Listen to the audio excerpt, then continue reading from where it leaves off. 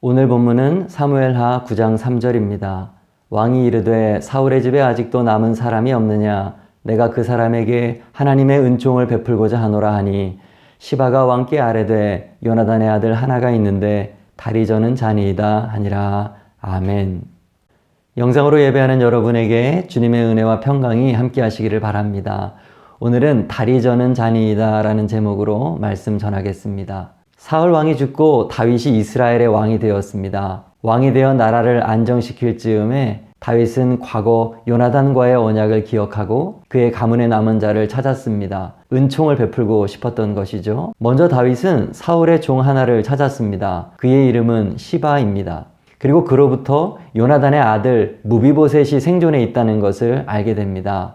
그런데 무비보셋은 두 다리를 모두 저는 절뚝발이었습니다.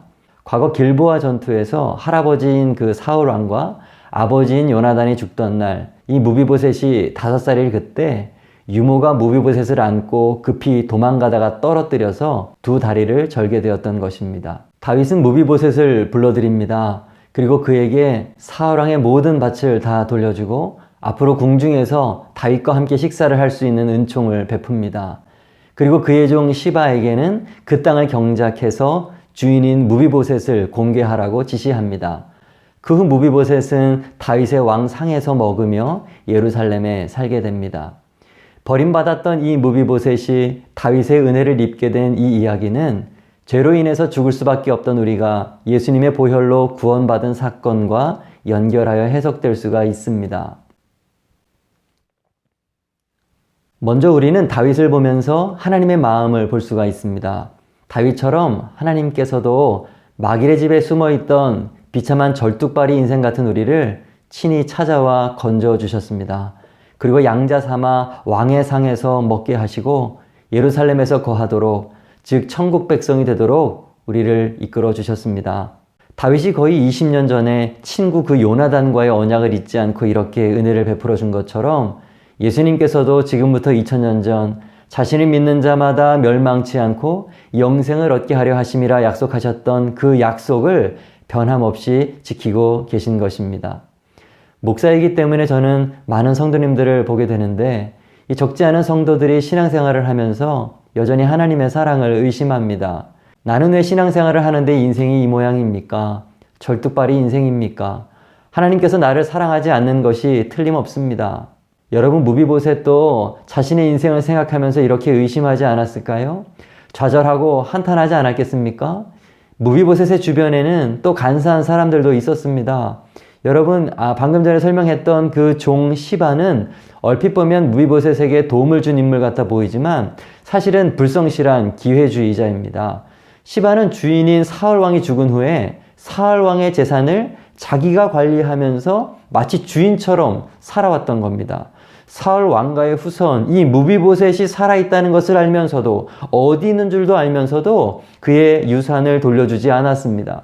10절에 보면 이 종 시바에게 아들이 15명이 있고 종이 20명이 있었다라는 것을 우리는 볼 수 있습니다. 이것은 종으로서 너무 과한 것입니다. 그리고 사무엘하 16장에 가면 다시 이 시바가 등장하게 되는데 그는 무비보셋의 재산을 다시 빼앗습니다.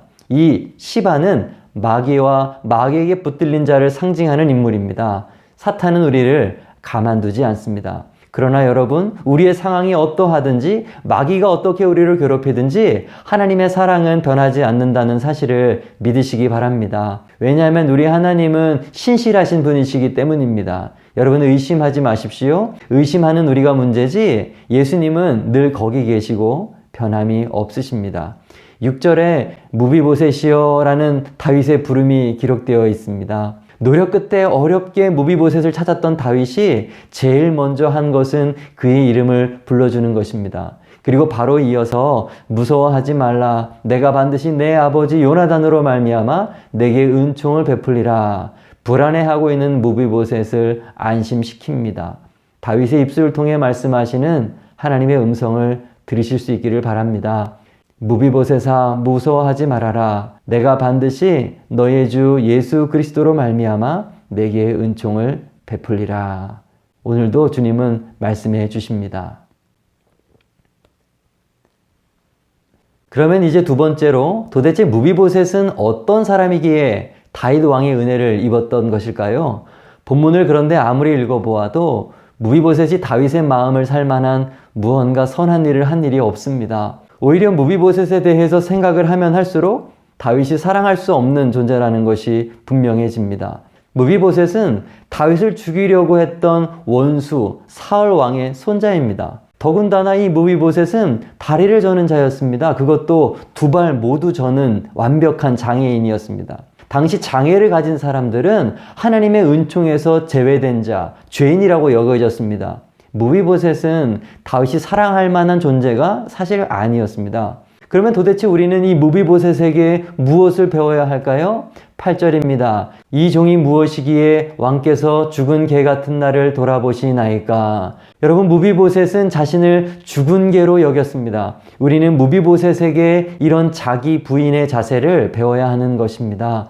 여러분, 우리의 구원은 전적인 하나님의 선택이요 은혜입니다. 구원을 위해서 우리 인간 편에서 할 수 있는 일이 없다는 말입니다. 우리 편에서 그나마 할 수 있는 일이 있다면 그것은 겸손입니다. 사실 이 겸손이라고 하는 표현도 너무 고상한 표현이고 우리는 하나님 앞에서 한없이 자신의 추함을 알아야 합니다. 내가 죄로 인해서 죽을 수밖에 없는 존재라는 것, 내가 하나님 없이는 절뚝발이 인생이라는 것, 그냥 개도 아닌 죽은 개와 같은 비참한 존재라는 인식이 있어야 합니다. 그러므로 우리 모두는 다리 저는 무비보셋이 되어야 합니다. 성경에서 이 절뚝발이는 절대로 나쁜 표현이 아닙니다. 야곱도 야복강가에서 천사와 씨름하다가 환도뼈가 부러져서 절뚝발이가 되었습니다. 절뚝발이가 되었다는 것은 옛사람이 깨어졌다는 것을 의미합니다. 그리고 하나님의 은혜의 흔적을 가진 자가 되었다는 말입니다. 우리는 절뚝발이가 되어야 합니다.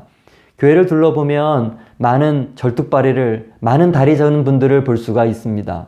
사업이 어려워져서 절뚝발이가 된 분, 몸이 아파서 절뚝발이가 된 분, 인간관계가 깨어져서 절뚝발이가 된 분, 다리 저는 사람 치고 이렇게 절뚝발이 치고 은혜 가운데 살지 않는 분이 없습니다. 여러분, 절뚝발이가 되시기를 간절히 바랍니다. 결국 이 사건으로 무비보셋은 항상 왕의 상에서 먹고 예루살렘에서 살게 됩니다. 비록 어려서부터 지금까지는 도망자로 비참하게 인생을 살아오고 다리는 두 다리 모두 절뚝발이로 살아가고 있지만 그의 인생 후반부는 왕의 궁전에서 맞춰지고 있습니다. 왕과 함께 왕의 상에서 왕자처럼 함께 음식을 먹는 자가 된 것입니다. 여러분, 누군가와 음식을 함께 먹는다는 것은 특별한 관계라는 뜻입니다. 하나님께서 우리에게 정말 요구하시는 것 하나가 있다면 그것은 우리와 특별한 관계를 맺는 것입니다. 사랑의 관계 말입니다. 사실 하나님께서는 구약시대부터 우리들과 특별한 관계를 맺기 원하셨습니다. 에덴 동산에서도 그 이후에도 하나님은 여전히 우리와 특별한 관계를 맺기 원하셨습니다. 출애굽한 이스라엘 백성이 광야에서 방황할 때 하나님은 모세에게 성막을 지으라고 하셨고 그 안에 진설병상을 두라고 하셨습니다. 진설병상은 쉽게 말해서 밥상입니다. 그 위에 진설된 떡은 일주일 동안 그 위에 놓여졌다가 안식일에 다른 새로운 떡으로 교체가 되었는데 제사장이 그 떡을 먹었습니다. 제사장은 이스라엘의 대표자로서 백성 전체를 상징하는 존재들이죠. 하나님은 그 진설병상에서 제사장과 함께 이스라엘 백성과 함께 특별한 관계로 함께 식사하기를 원하셨던 것입니다. 이것은 예수님께서 재림하신 이후에도 마찬가지입니다. 볼지어다 내가 문 밖에 서서 두드리노니 누구든지 내 음성을 듣고 문을 열면 내가 그에게로 들어가 그와 더불어 먹고 그는 나와 더불어 먹으리라. 이기는 그에게는 내가 내 보좌에 함께 앉게 하여 주기를 내가 이기고 아버지 보좌에 함께 앉은 것과 같이 하리라. 이것은 궁극적으로 장차 성도가 하나님의 나라에서 그리스도의 영광에 참여할 것을 묘사하는 말씀입니다. 하나님의 나라는 하나님과 특별한 관계를 맺으며 그와 함께 더불어 먹는 나라입니다. 그러므로 우리가 이 세상을 살면서도 가장 신경 써야 할 것은 하나님과의 관계입니다. 오늘도 우리에게는 24시간이라고 하는 시간이 주어졌습니다. 여러분, 얼마나 많은 시간을 주님과 함께 더불어 먹으며 보내고 있습니까? 누가복음 14장 말씀을 보면 어떤 사람이 큰 잔치를 베풀고 많은 사람을 청하였는데 모두 일치하게 사양했다고 했습니다. 어떤 이는 밭을 사서, 어떤 이는 소 5겨리를 사서, 어떤 이는 장가를 들어서 가지 못하겠노라 했습니다. 그때 집주인이 노해서 말을 합니다. 빨리 시내의 거리와 골목으로 나가서 가난한 자들과 몸 불편한 자들과 맹인들과 저는 자들을 데려오라 하니라. 주님께서 부르실 때 사양하지 말고 그의 궁에 들어가는 여러분 되시기를 바랍니다. 그리고 그와 더불어 먹으십시오. 하나님과 특별한 관계, 아름다운 교제를 하는 여러분 되실 수 있기를 주님의 이름으로 축복합니다. 말씀을 요약합니다. 시바와 같은 악한 사람들로 득실거리는 세상에 살고 있더라도 하나님의 사랑을 의심하지 마십시오. 하나님은 지금도 우리의 이름을 부르고 계십니다. 둘째, 절뚝발이가 되십시오. 옛사람이 깨어진 겸손한 사람, 예수의 흔적을 가진 사람이 되라는 말씀입니다. 세 번째, 왕의 상에서 하나님과 더불어 먹으며 깊은 사랑의 관계를 맺으시는 여러분 되시기를 간절히 바랍니다.